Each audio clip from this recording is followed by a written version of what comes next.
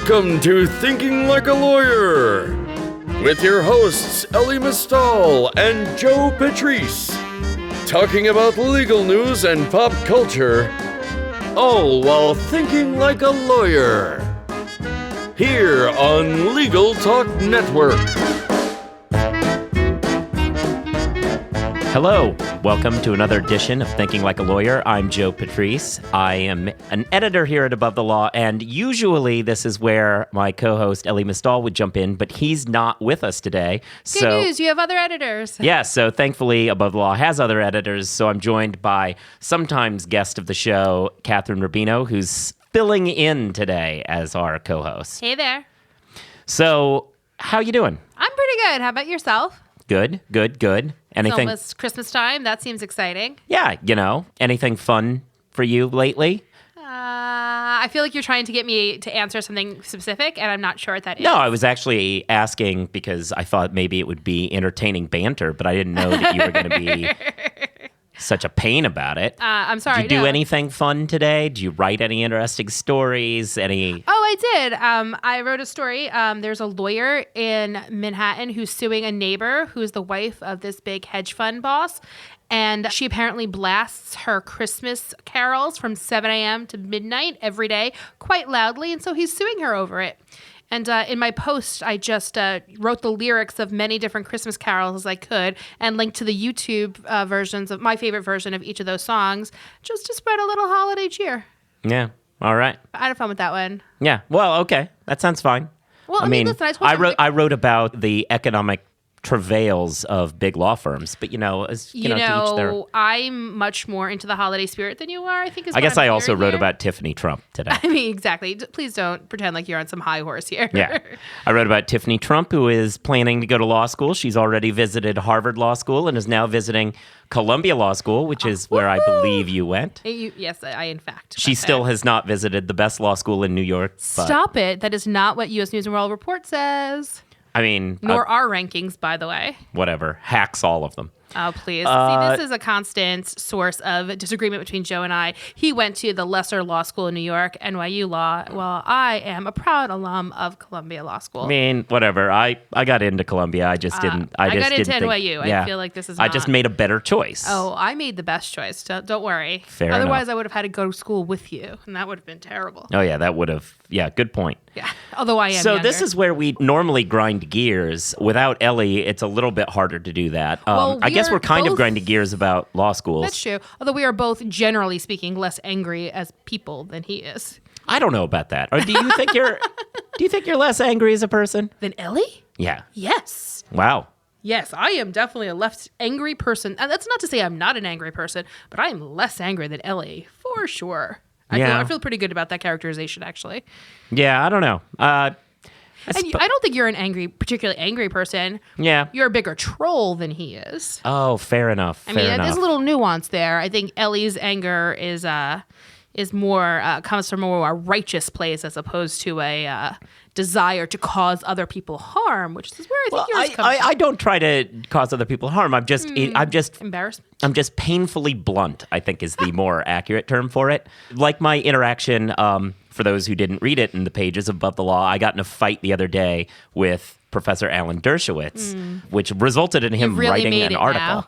What? You've really made it now. Yeah, well, exactly. But we got in a fight over something he said, and basically he got very mad at me because I was fairly blunt about how wrong he was. And then he wrote this long, drawn-out response, which missed the point of everything I'd said, and I pointed out that, once again, he misses the point. And, I will just note that, yes, Joe got into a heated debate, an argument with a noted legal scholar, and that was maybe the happiest Joe has ever been at the shop. That's who we're dealing with here, folks. Fair enough. Well, okay, fine. All right, so big news. Big breaking news. Woo! This is where we would normally have like a globe turning and like a lot of ticker tapey sound. All right. The breaking news right now is that Biglaw bonuses are out. Bum bum. Yeah, then they're at the same levels as they were in 2015 last year for the big law firms, the sort of market rate. Cravath said it, and they had the same rates this year, which is pretty good. Yeah, pretty good. It ranges, I believe, from 15,000 to 100. 100. Depending on your class year, which is a lot of money, nothing to sneeze at. But I think the bigger news is not the bonus, but the fact that they still got the same bonuses while most of these people at these firms also got raises this year. Yeah. That was my takeaway. I was like, this was the most anticlimactic bonus season. Only because everything else had been earlier in the year had been so important. Yeah, for those of you who haven't been following, in July of this year, again, market leader Cravath set new standards for the base salary for associates, ranging from $180,000 right on up the chain. And despite getting this $20,000+ raise, they still gave the same bonuses as last year. Yeah, I mean, my issue with it being anticlimactic was it seemed to me as though what Cravath was doing in the summer was trying to say, we're going to push everybody who is not one of us at the top of this food chain.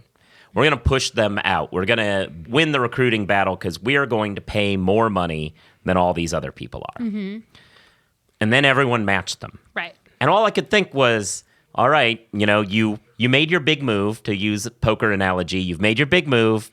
Everyone continued to stay in the pot. What are you going to do now? Are you going to raise on top of that the next time around, or are you content? And basically what Cravath did was say, we're good. All right, you call this. We got nothing. Pocket deuces. I really thought there might be a bigger bonus as they tried to make the bonus the way in which they went over the top of everybody, and they didn't. Not to say that there aren't people who didn't beat the market. There are some regular players who beat the market all the time. There's some boutiques that manage to beat the market. That was exciting to see. Lots of very, very intense, very selective litigation boutiques that are offering more money to stay elite as far as who they recruit. Sure, there's even a big law firm that offered special bonuses on top of their normal industry matching end-of-year bonuses in order to put them a little bit over the top as well.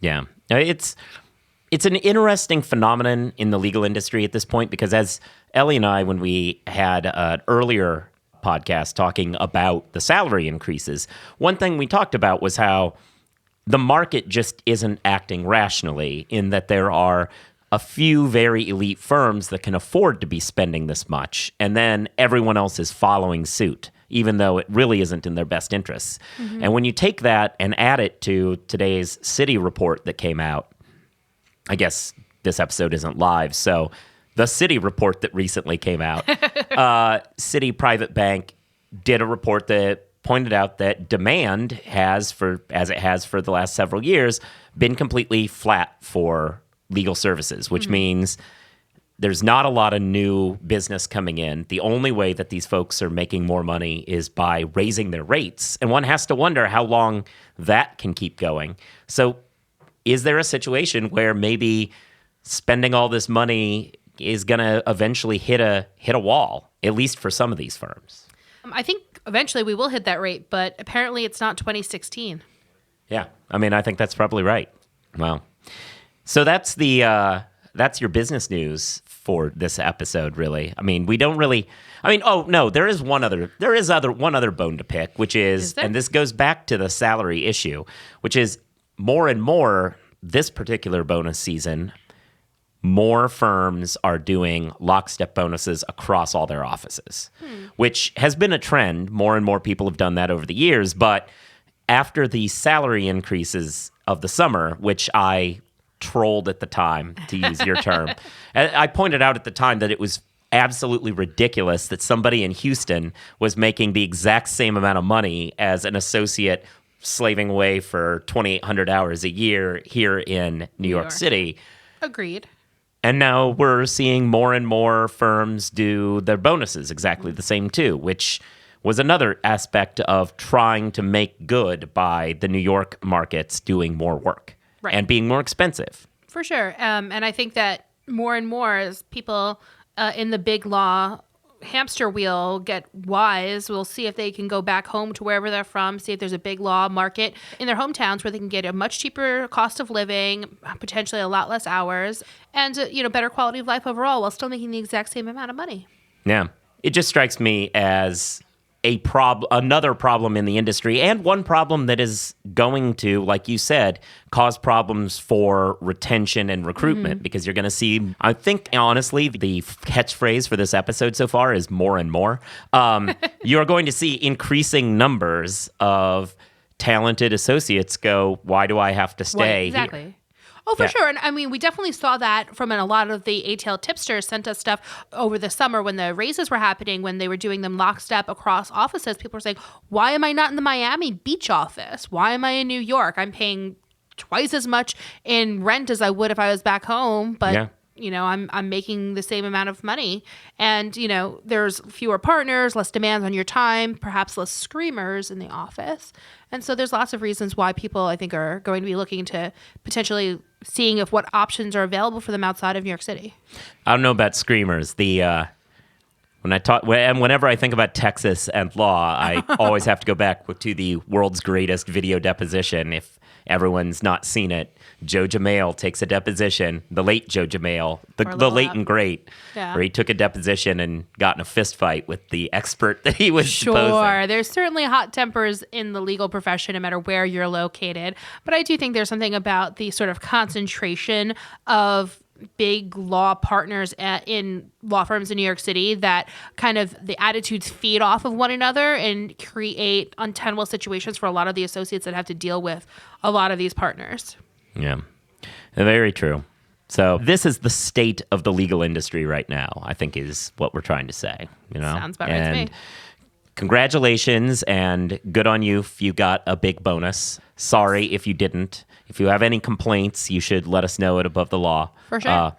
And if you are getting bonuses, you should also let us know, because we like to keep everyone informed. Yeah, that's tips, TIPS, at abovethelaw.com. You can send that, and we will keep all tips completely confidential, so don't worry about it if you're complaining about somebody that you work with. We all keep that to ourselves. It's true, yeah, and that's how we stay on top and provide that service. That I like that. That made us seem like selfless. Help us help you. Yeah, made us seem like we're great people try. trying to help out. I mean, I think we are great people, but I don't know that we're trying to help out, but we're definitely great people. Yeah. All right, so the second half of this program, I wanted to discuss with you a fun idea that I had, which was it's bowl season coming up here in a few days. College football, yeah. Yep. So I wanted to go through the bowl matchups that feature schools who have ABA accredited law schools. Okay. A rapid college football breakdown of bowl games involving law schools. So are we picking them based on the law school or based on the football team? I think we should discuss both. Okay. We'll go ahead. Okay. All right. So, ready? I'm ready. Well, as ready as I can be. All right. December 21st. Mm-hmm. The San Diego County Credit Union Poinsettia Bowl. It sounds like one of those, it seems like a bowl exciting that we absolutely need. BYU. Hey, stop it. We need every single bowl game. I am very much in favor of all the small bowls. They're fun games. They tend to be teams that are of skill levels, so they tend to be a lot more exciting than your regular, year-long games. And it's the last hurrah for college football. How could you be sad about that? That's true. I mean, I've always said that too. The upshot of the bowl game is that it tends to be two evenly matched teams, and even if they're terrible, if they're evenly matched, it can be entertaining. Exactly. All right, so Poinsettia Bowl, BYU, Wyoming. Wyoming. I'm picking Wyoming. Yeah, I think I am too, although I have no real good reason for that. I guess Wyoming did beat San Diego State, which is a very good school. Not for law school necessarily. I don't have a law school, but a very good program this year. So Wyoming seems like that's the better squad. Yeah, I think that's probably true. For law school, I think I'd pick BYU. Yeah, obviously for law school, it's a different story. Yeah. This is why they play the games as opposed to compare LSAT scores, I guess. Yeah. All right. That's your first date with law school bowling. December 26th, the Quick Lane Bowl. Oh, that sounds fun. Yeah, that sounds like something. Yeah. Maryland and Boston College. Ah. A battle of 6-6 teams.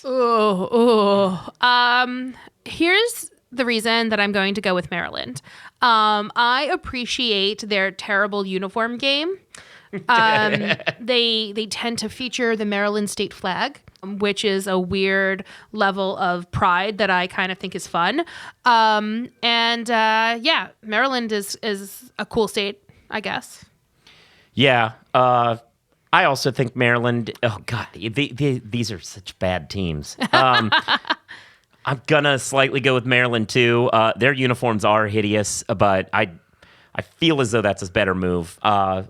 Law school wise, I'm ambivalent. BC. I think I'll go to BC. I guess it's probably BC. I don't Yeah. know. Yeah. I mean, I guess it's part of it's just, you go to I applied Boston to for law BC school. actually. Did you? Yeah. It was kind of my I like. went to BC for undergrad. It was kind of like my if I didn't get into any of the others, but then I got. Would in. you have gone to law school if you hadn't gotten into, you did go to a well-ranked school, even if it's not as good as my school is ranked? Right. Yeah. No. I would have gone to one of the lesser schools on my list because I thought they were fine enough, and I Sure. could have transferred. And then BC was like, you're like, if nothing else, this is where I'll probably go. Yeah. That was kind of my backup. Mine was UCLA. That was my backup. Oh, interesting. That was where Okay. I thought, I don't know why I had this real fascination with moving to LA because I'm New York City born and raised, never not lived in New York City up until this point in my life. So I don't know. It just seemed really exciting to me. But then I got into Columbia and that was that. All right. The next day, the 27th, in the Military Bowl, ironically featuring no one from the military. Even though all the military academies are playing this year. Is Air Force playing? Yeah. Oh, yeah. Air Force won the Commander-in-Chief trophy. Oh, did They're they? the best. Yeah, I mean, I know, obviously, I watched or followed the Army-Navy game this weekend. That was pretty exciting as Army stopped a 14-year losing streak to Navy. Yeah, that was good. That was a fun game. That was super fun. All right. So I'm sorry, who's playing in the Military Bowl that is not Army, Navy, or Air Force? The Military Bowl, number 24 Temple against Wake Forest. I mean, Temple, right? Temple, I mean, obviously. Wake Forest is not known as a really great football program. True. Wake Forest was plucky earlier in the season, though, so Okay. they got that going for them. Temple's coach just left He did. for Baylor. He did. So. He did. That is true. I guess I wasn't thinking about the coaching level of it. I don't know. I just feel like Temple's played better all year. I think that's right. You always play for your seniors in your final game. I think I still think that Temple's got this one. Agreed. Let's go Temple. Woohoo! All right. December 28th. There's actually 3 on the 28th. The New Era Pinstripe Bowl Played in here. Boston, in the Bronx, rather. Yeah. Number 23, Pitt versus Northwestern. Pitt has had a lot of quality wins this year. They beat Penn State, by the way. We all forget about that, I That's think. true. They beat Clemson. They beat Clemson. They have to win this game, right? Yeah. If they don't, I don't even Pitt should win this game handily. Yeah. Handily. Like I think Northwestern's the better school, though, as far as law school goes. That's I where would I would agree. rather go. Oh yeah, I mean, I think yes, for sure. Because Also for sure. Pitt has that really cool building, but I think that's just for the undergrads. I think that is the undergrad building as well. What is it, Temple of Learning? But I believe Yeah, it's the Cathedral, undergrad. I think Cathedral. it You're was, right. yeah. You're right. All right. Cathedral of Learning. For those who don't know it, they have a Gothic cathedral that's 30 stories tall or some It's ridiculousness. crazy and beautiful and has crazy views Yeah. from the top of it. It's nuts. All right. Fantastic. Also that day, the Russell Athletic Bowl, West Virginia and Miami. Go WVU! Yeah, West Virginia is number 16.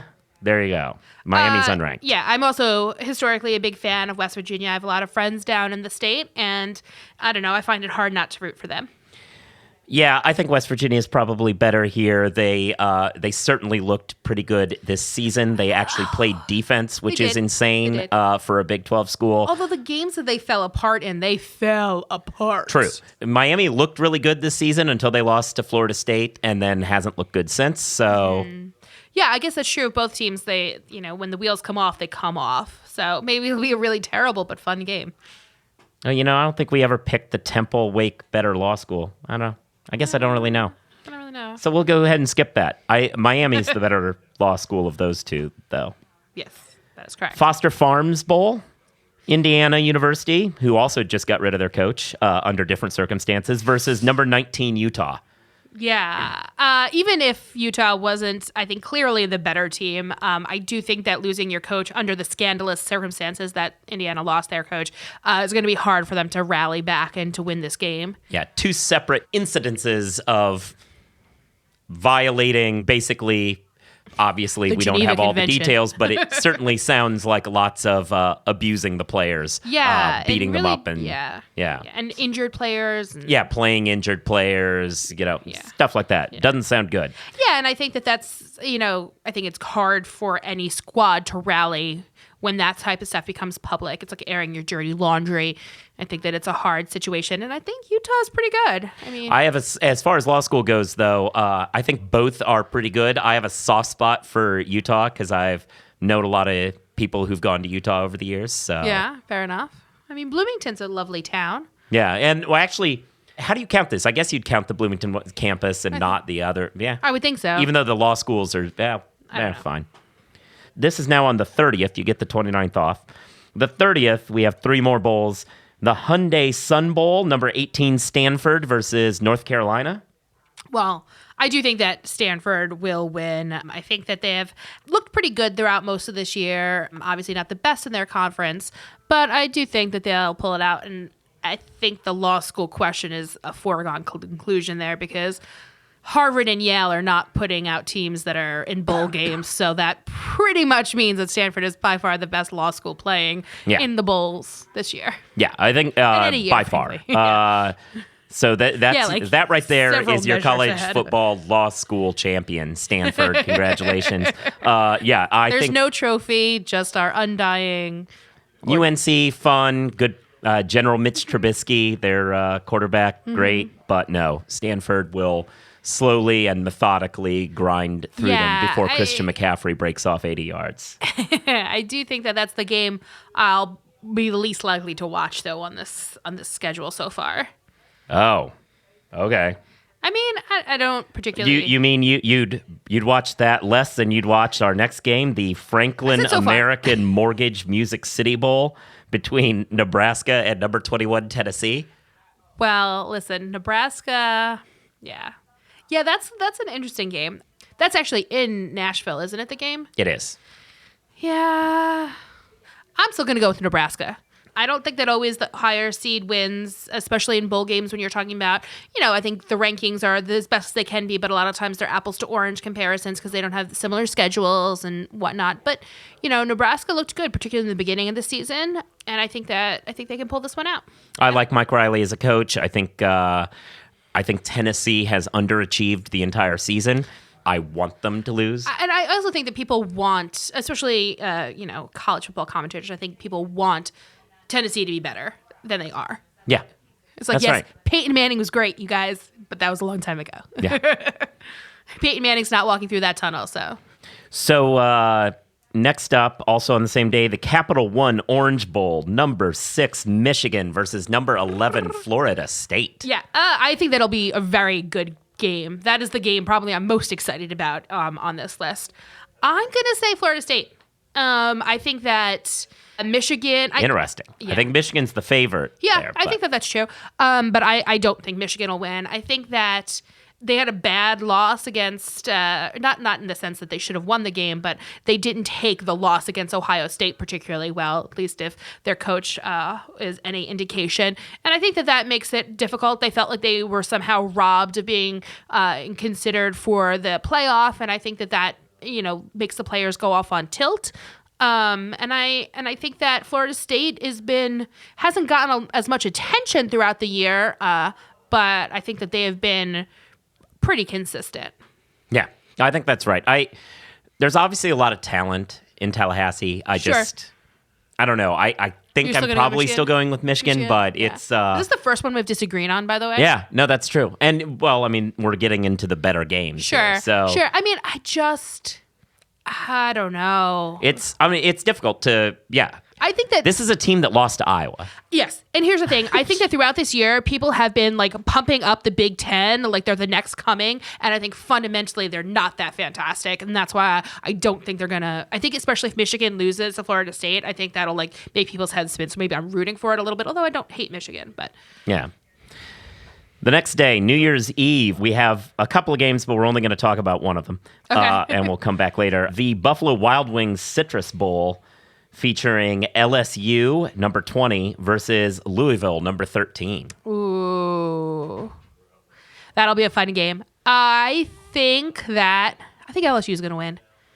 Yeah. I think LSU is going to win. I think that letting go Les Miles throughout the year really has served as a spark that the team needed. I think Les Miles is a great coach, but it was his time to go. And I think that it's in LSU's court. Heisman winners tend to lose. It's also true. That is also very true. Not always. Not always. Like Marcus Mariota won the game. Heisman and managed to beat up on Florida State. I'm just going to point that out. And then eventually lose. Well, ultimately, but the thing with the Heisman is usually you have to go on a series of press junkets for a while and you aren't around your team, and that's a problem. So I think that's a plus in LSU's favor. I think that Louisville's defense isn't quite as physical, which I think can open up a lot of opportunities for LSU. I like the way that they play for Ed Orgeron, who's now got that job full time. So I think that's probably right. I think LSU probably upsets Louisville here. I think that's true. And Louisville didn't play great down the stretch, so there we go. That's very true. The Tax Slayer Bowl does not have any law schools in it, and that's a shame because I love that name. Well, it does have a law school. It just has one of them, though, so that's It's the most legally themed team Exactly, right? bowl and gate name, so. But Kentucky's in it, and they play great down the stretch. We love Kentucky. We have They do very professors well. who are big fans of the blog there. The law school also tends to do very well placing their graduates into full-time jobs after graduation. There you go. Good point. Let's skip ahead a couple of days. January 2nd, while you're recovering. Actually, it's not even while you're recovering. That would be the first. We don't have any games on the 1st because it's a Sunday. So watch the NFL. Yeah, you watch the NFL instead. So on the 2nd, what we have is the Outback Bowl between number 17, Florida, and Iowa. Florida. It's Iowa. It's just a mess of teams. Iowa did beat Michigan, but Sure. Yeah, This is I mean, a pair of teams that will try very hard to lose the game. I think that's true. I think say it's Florida. Like Florida Florida. literally fell backwards into winning the SEC East. They did. Like it took a lot of work on everyone else's part for that to happen. Yeah, so your SEC East champions, which all that wins you is the ability to get demolished by Alabama. That's a lot of teams' prize this year. Yeah. Ugh. Yeah, I guess Florida. I think that's what I think. I don't know. Law school-wise, they're probably both good. Yeah. Yeah, I don't know. I think it's kind of a push. Also that day, the Cotton Bowl between Western Michigan, which is number 15 and undefeated, and number 8, Wisconsin. I'm going to say, maybe this is more hope than reality, but I really hope that Western Michigan wins this game. I think that they don't play as, they're not a Power 5 conference. They don't play as many of these big games, but I think they've got some great coaching, and I'd love to see them take on Wisconsin and win. Yeah, I think I would like to see that too. I'm going to go ahead and assume Wisconsin wins, though. Okay. I think that at a certain point, I think Wisconsin is a solid program. I think they have a lot better talent in places. I think their coaching is great. Not to slight PJ Fleck, who's done amazing things. They're undefeated. Right? That's him, right? Row the boat. Yep. Now, that said, I think we all know who the better law school is here, because Wisconsin is Wisconsin, and Western Michigan Law School Used to be Thomas Cooley. Bum, bum, bum. Yeah. Arguably the worst law school going right now. Definitely on the list. It's on the list of about 5 schools. Yeah, for sure. It wasn't always that way. There's certainly been good Thomas Cooley graduates over the years, including the coach of the Lightning? The Lightning, the Tampa Bay Lightning. Yeah, thanks. I blanked. No, it's all right. Yeah, there have been some great NHL coaches to come out of Thomas Cooley Law School. Or A. Yeah, whatever. The point is, still, there's a coach. It used in the to be a NHL. school that served Michigan in a good capacity, but it has fallen from that path. Yeah, they've fallen off a little bit and gotten greedy, and here they are. All right, we have two more. Mm-hmm. So, also on the evening of January 2nd, number 9, University of Southern California versus number 5, Pennsylvania State University. Okay. Penn State was super fun to watch in the Big Ten championship game. I think it would be a great story if they won, but I think that USC is probably a better team. I think they've been more consistent. I think they probably have better athletes. And I think that especially when you take this much time off before you play from your last game to your next game, I think that, having the better athletes tends to matter. So I think that USC is going to win. To borrow from the good people at the podcast Solid Verbal, I agree. Yeah, USC right now may be the team that nobody wants any piece of. I think that's true. They are, I think Vegas odds makers have them currently as the number 3 team in their eyes, as far as they would pretty much beat anybody but the top 2 teams. So it'll be interesting. It's a game I'm definitely looking forward to. I hope it's very competitive. I hope it's a good game. But I think that if I was putting money on it, I'd put my money on USC. Yeah, I think that's true as well. They had a rough start, but they've certainly looked great down the stretch. They've looked disturbingly good, yeah. Bringing us to our last game, which goes back in time to New Year's Eve. Uh-huh. The Chick-Fil-A Peach Bowl, which also is one half of the college football playoffs. Number 4, University of Washington versus number 1, University of Alabama. Okay. So no one's going to tell you to put money on anything but Alabama. And probably don't put money on Alabama because I don't think your odds are going to be that great. Maybe if you're playing the spread or something like that. Which I think is 14 plus at this point. Gosh, yeah. Maybe you don't put money on Alabama either. But no one's going to tell you to bet against Alabama at this point. But I don't know. I'm certainly hopeful that Washington wins. I don't think it'll happen. But man, could you imagine how crazy it'd be if Washington won that game? Oh, yeah. Like, that'd be super fun. I mean, look, all right, so to build up some hope for Washington fans, which I like to do, build up hope for them and then crush it because I went to Oregon. Yeah. To build up hope for Washington fans, honestly, at full strength, I think you are a team that could play with and potentially beat Alabama. Maybe not every time, but, three times out of 10, maybe. I mean, I think that's possible if you were at full strength. You're not going to be at full strength. Meanwhile, Alabama could lose their entire first stringers and still be at full strength. I think that your coaching is fantastic, but I don't know as though that's going to be enough. I think that Alabama wins this game. That said, hey, there's precedent. Nobody thought that Ohio State team that won a couple of years ago was going to be able to keep up with that Bama. Was like 2 years ago, right? 2 years ago, yeah. Yeah. That's true. I'm certainly hopeful, but I would not lay money on that possibility. All right.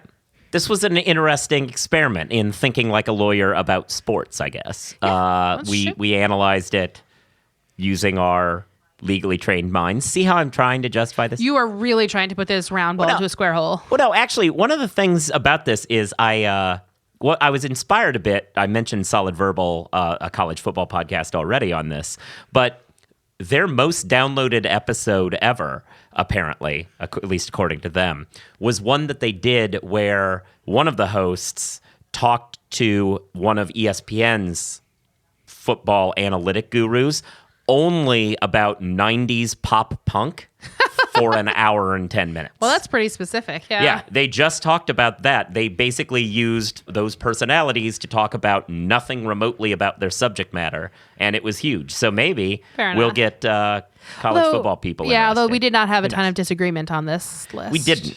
They didn't actually disagree a ton either about pop punk, but because how could you? I mean, It's so obvious, isn't it?